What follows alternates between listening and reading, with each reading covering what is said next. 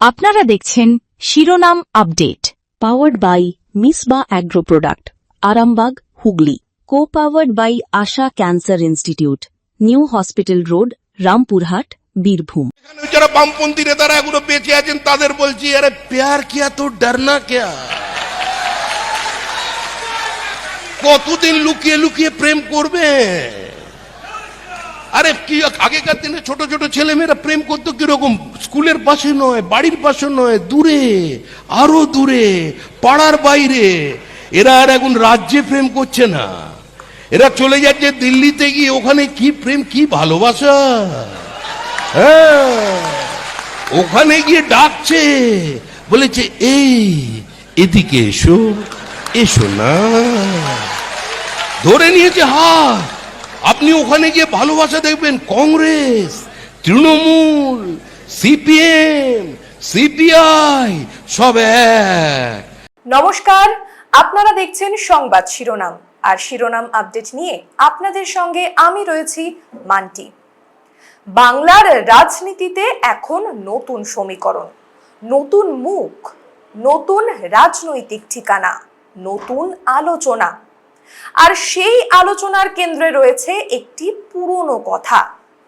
বিধানসভা নির্বাচনের আগে বিজেপির রাজ্য সভাপতি শ্রমিক ভট্টাচার্য বলেছিলেন, প্রেম করলে দূরে কেন, কাছে এসো না। এই একটা কথার মধ্যে ছিল রাজনৈতিক আহ্বান। যারা কাছে আসতে চান তাদের জন্য দরজা খোলা, যারা বিজেপির সঙ্গে রাজনীতি করতে চান তাদের জন্য জায়গা রয়েছে।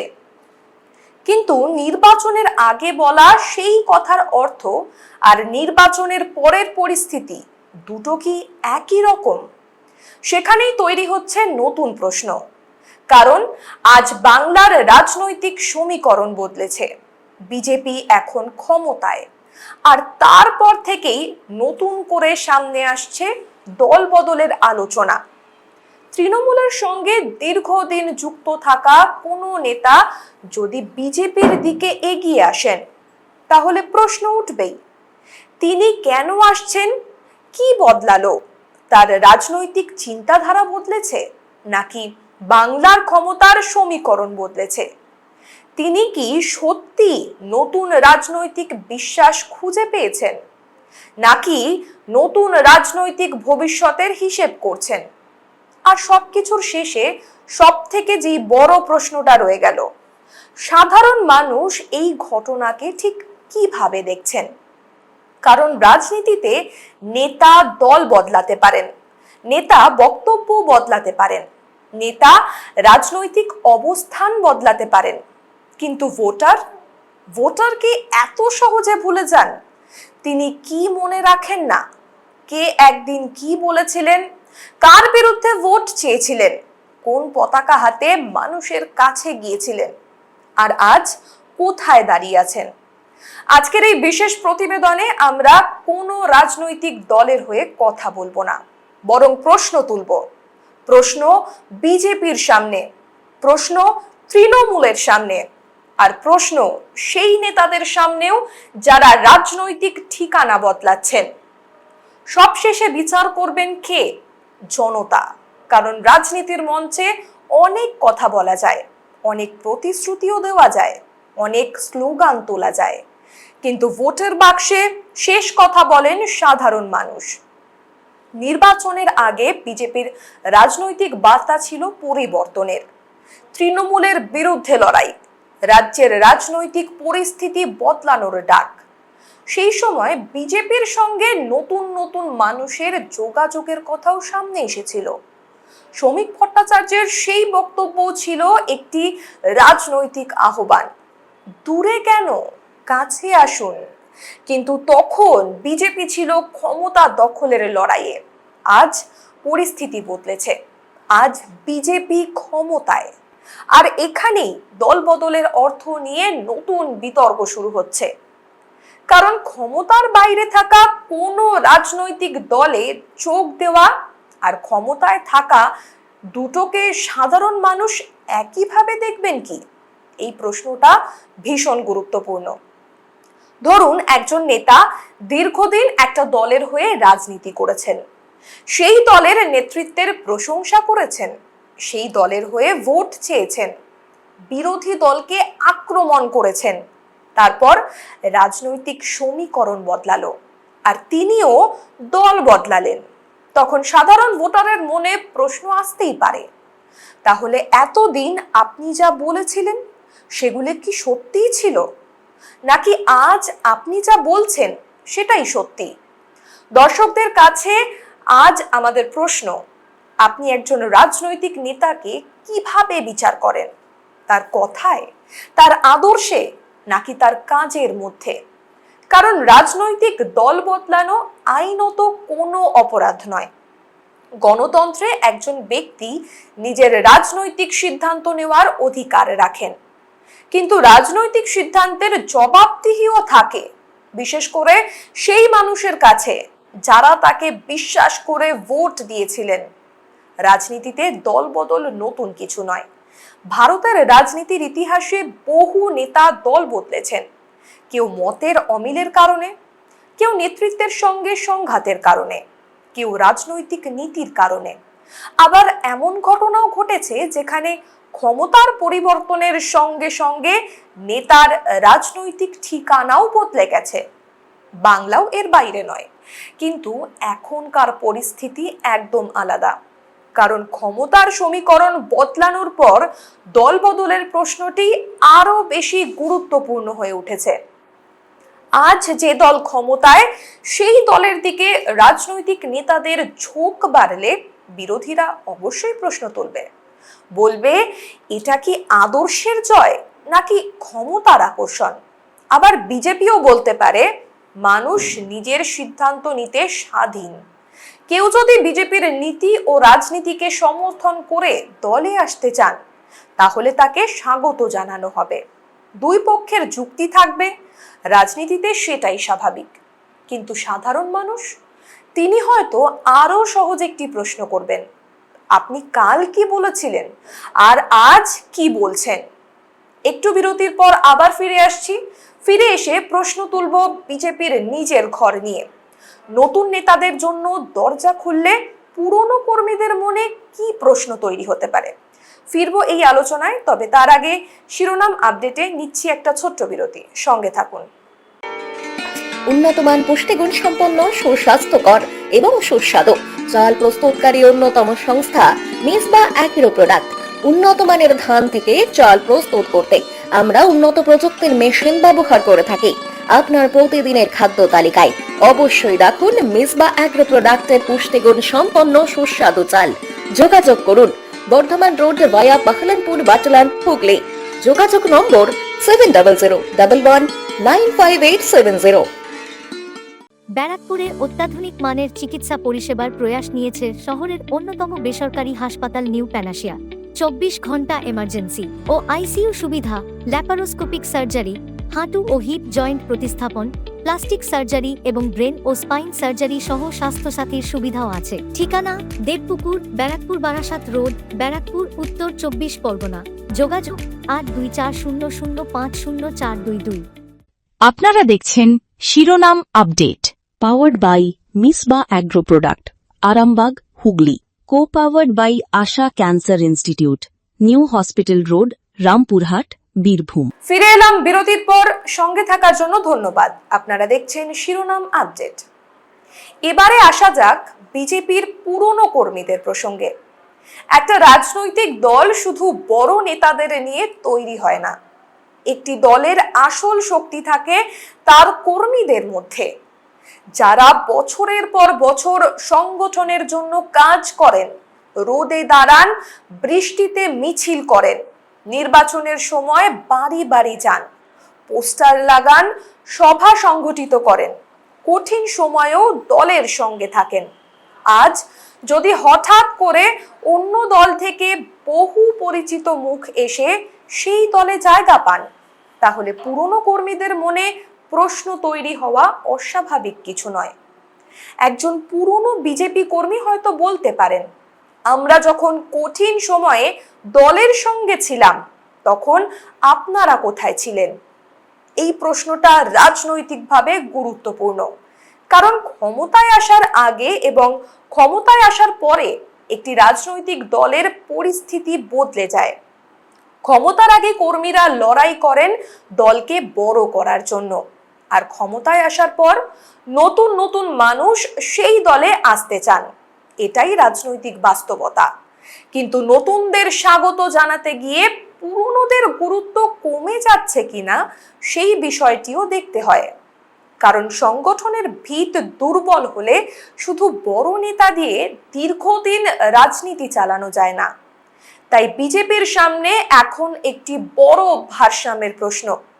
একদিকে দলকে আরো বড় করতে হবে, নতুন মানুষকে সুযোগ দিতে হবে, আর অন্যদিকে পুরনো কর্মীদের বিশ্বাস ধরে রাখতে হবে। তাদের মনে যেন এই প্রশ্ন না তৈরি হয়, আমরা কি শুধু লড়াই করার জন্য ছিলাম, আর ক্ষমতায় আসার পর অন্যরাই সব সুযোগ পাবেন? এই প্রশ্নের রাজনৈতিক গুরুত্ব আছে, কারণ দলের ভেতরের অসন্তোষ অনেক সময় বাইরে থেকে দেখা যায় না, কিন্তু নির্বাচনের সময় তার প্রভাব দেখা যেতে পারে। তাই নতুন মুখকে গ্রহণ করার সঙ্গে সঙ্গে পুরনো কর্মীদের সম্মান ও গুরুত্ব বজায় রাখাও ক্ষমতাসীন বিজেপির বড় পরীক্ষা।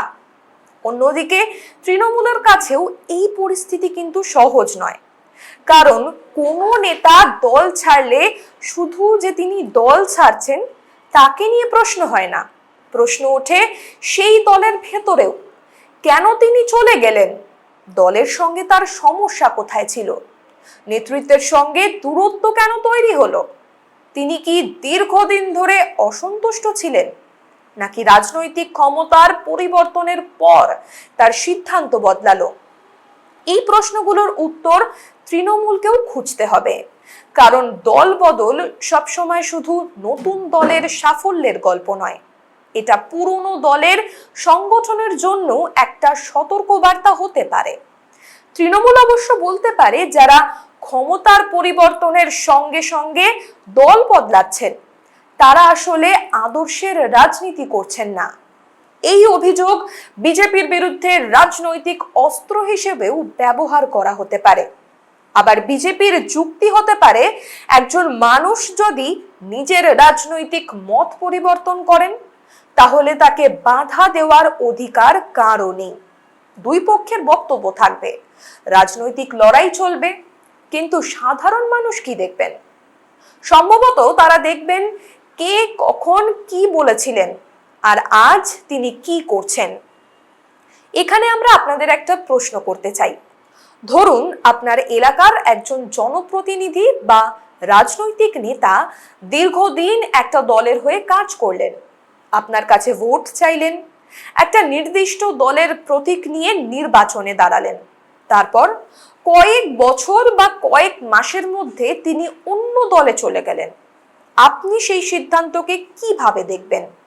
তার ব্যক্তিগত স্বাধীনতা হিসেবে, নাকি ভোটারদের সঙ্গে রাজনৈতিক বিশ্বাসের সম্পর্ক হিসেবে? কারণ ভোট শুধু একজন ব্যক্তিকে দেওয়া হয় না, অনেক সময় ভোট দেওয়া হয় পুরো দলকে, দলের নীতিকে, দলের প্রতিশ্রুতিকে, দলের রাজনৈতিক অবস্থানকে। সেই কারণেই দল বদলের সঙ্গে সঙ্গে ভোটারের মনে প্রশ্ন তৈরি হয়, আর সেই প্রশ্নের উত্তর দেওয়া নেতাদেরও দায়িত্ব।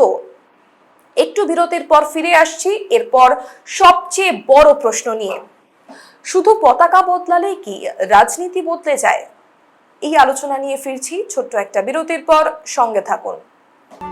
প্রতিদিনের একঘেয়েমি সরিয়ে রেখে রঙিন প্রকৃতির কোলে প্রকৃতির সঙ্গে কয়েকটা দিন কাটিয়ে শরীর ও মনটাকে একটু হালকা করতে চলে আসুন রিসার্চ ত্রিমূর্তি। আমরা আপনাদের সকল প্রকার পরিষেবায় সব সময় প্রস্তুত। আমাদের ঠিকানা উত্তর ধূপঝোড়া রোড, মূর্তি, পশ্চিমবঙ্গ 735206। যোগাযোগ 706335050193824389667। টিউলিপ হসপিটাল, বাগনান ওটি রোড, হাওড়া। পেশেন্ট আপনার, দায়িত্ব আমাদের। কম খরচে ভালো চিকিৎসার সেরা ঠিকানা। বাগনানে প্রথমবার হার্টের ডাক্তার পাবেন প্রতিদিন। 24 ঘন্টা এনজিওগ্রাফি, এনজিওপ্লাস্টি এবং ক্রিটিক্যাল কেয়ার সহ আধুনিক পরিষেবাও রয়েছে। যোগাযোগ করুন আজই 8585007039, 8585007034 এবং 9831802313 এই নম্বরে। আপনারা দেখছেন শিরোনাম update, powered by Misba agro product, Arambagh, Hooghly. Co powered by Asha cancer institute, new hospital road, Rampurhat, Birbhum. ফিরে এলাম বিরতির পর। সঙ্গে থাকার জন্য ধন্যবাদ। আপনারা দেখছেন শিরোনাম আপডেট। আর এবারে আসা যাক আজকের সবচেয়ে গুরুত্বপূর্ণ প্রশ্নে।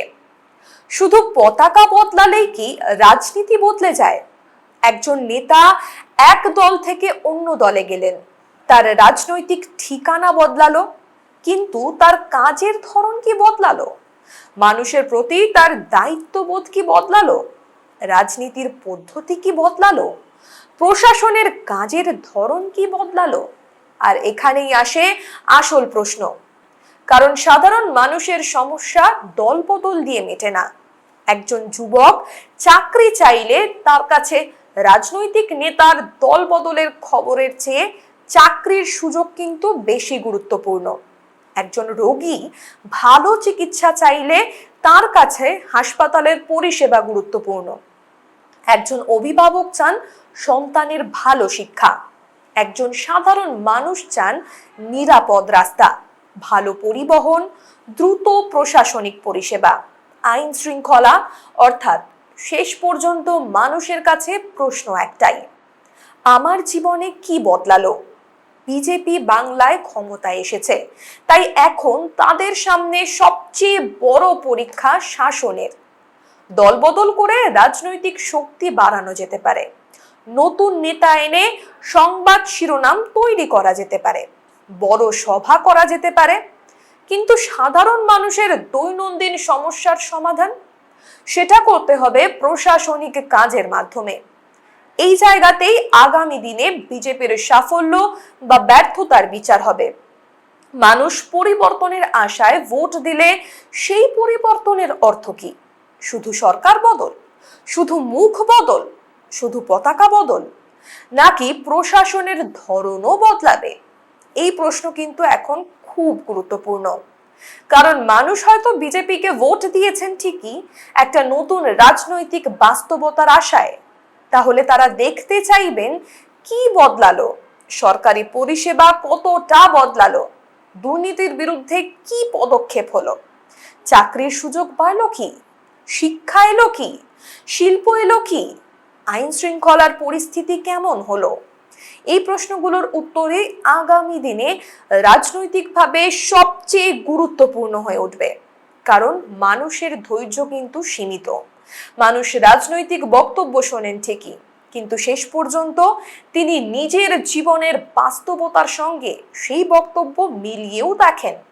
এবার ফিরে আসা যাক সেই কথায়, প্রেম করলে দূরে কেন, কাছে এসো না। নির্বাচনের আগে এই কথাটি ছিল রাজনৈতিক আহ্বান, কিন্তু আজ সেই আহ্বান নতুন অর্থ নিয়ে সামনে এসেছে। যারা কাছে আসছেন তারা কেন আসছেন? তারা কি বিজেপির রাজনৈতিক নীতিতে বিশ্বাস করেন, নাকি ক্ষমতায় থাকা দলের সঙ্গে নিজেদের রাজনৈতিক ভবিষ্যৎ দেখতে পাচ্ছেন? এই প্রশ্ন প্রত্যেক ক্ষেত্রেই একরকম নয়, সবাইকে একইভাবে বিচার করাও ঠিক নয়, কিন্তু প্রশ্ন উঠবে। এটাই গণতন্ত্র, আর প্রশ্নের উত্তর দিতে হবে। কারণ রাজনীতিতে শুধু সিদ্ধান্ত নেওয়া যথেষ্ট নয়, সেই সিদ্ধান্তের কারণও মানুষের সামনে ব্যাখ্যা করতে হয়। বিজেপির ক্ষেত্রেও তাই। যদি তৃণমূল থেকে আসা নেতাদের দলে নেওয়া হয়, তাহলে দলের পুরনো কর্মী সমর্থকদের কাছে পরিষ্কার করতে হবে কেন নেওয়া হচ্ছে, কি ভিত্তিতে নেওয়া হচ্ছে। যে নেতারা আগে বিজেপির বিরুদ্ধে কথা বলেছেন, তাদের রাজনৈতিক অবস্থানের পরিবর্তন কিভাবে দেখা হচ্ছে?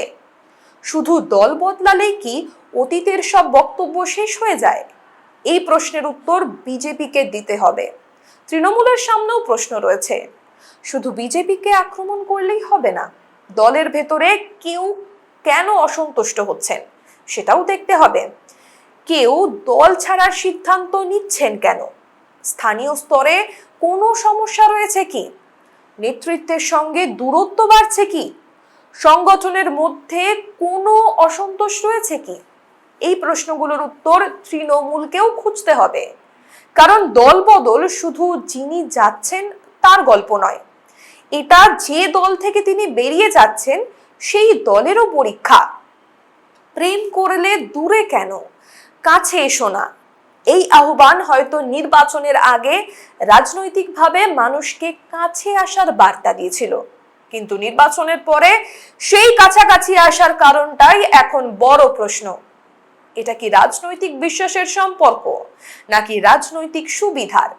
যারা দল বদলাচ্ছেন তারা নিজেদের উত্তর দেবেন, যারা তাদের গ্রহণ করছেন তারাও নিজেদের সিদ্ধান্ত ব্যাখ্যা করবেন। আজকের আসল প্রশ্ন, মানুষ কি এই রাজনৈতিক পরিবর্তনকে সত্যি গ্রহণ করেছেন? বিজেপি কি নতুন মুখ নিয়ে নতুন রাজনীতি তৈরি করতে পারবে, নাকি পুরনো মুখের নতুন রাজনৈতিক ঠিকানায় বাংলার নতুন বাস্তবতা হয়ে উঠবে? আর তৃণমূল কি এই দল বদল থেকে শিক্ষা নিয়ে নিজেদের সংগঠন আরো শক্ত করবে?